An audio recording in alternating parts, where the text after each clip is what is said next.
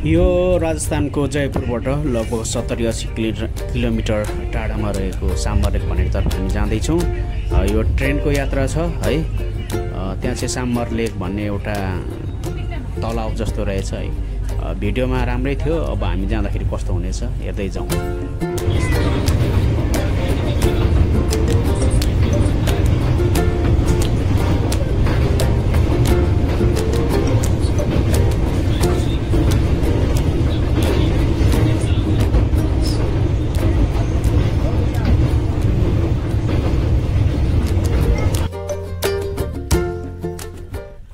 यो चाहिँ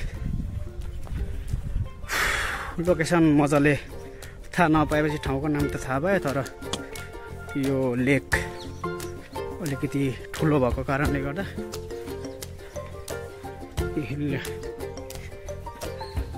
हामीले बस स्टपबाट चाहिँ ओर्लेर पैदल हिँड्दैछौँ। अटोलाई भनेको अलिक महँगो भनौँ, नजिकै पनि, त्यही भएर हामी चाहिँ यो रेलको पट्टी हुँदै हिँड्दै जाँदैछौँ। साथीभाइहरू चाहिँ अगाडि हिँड्नुहुँदैछ। राजस्थानको जयपुरदेखि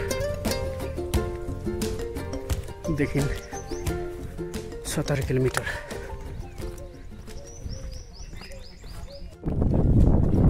राजस्थानको साम्बर लेक नुन झिक्ने यो झिल रहेछ। यो चाहिँ एसियाको दोस्रो नम्बरमा पर्ने अरे।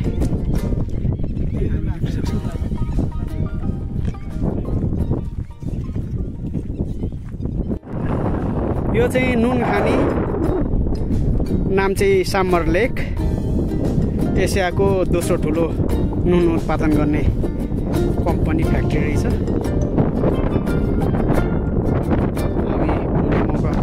पाइयो हैन। यो अगाडि चाहिँ यतातिर रेलवे स्टेसन रहेछ, यहाँबाट चाहिँ नुनहरू सप्लाई गर्दो रहेछ।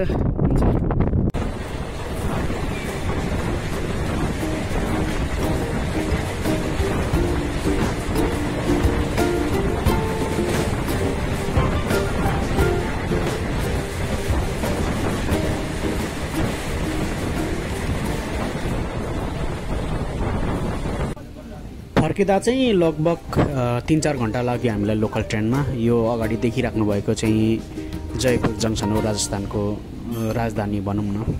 यहाँ हामी जयपुर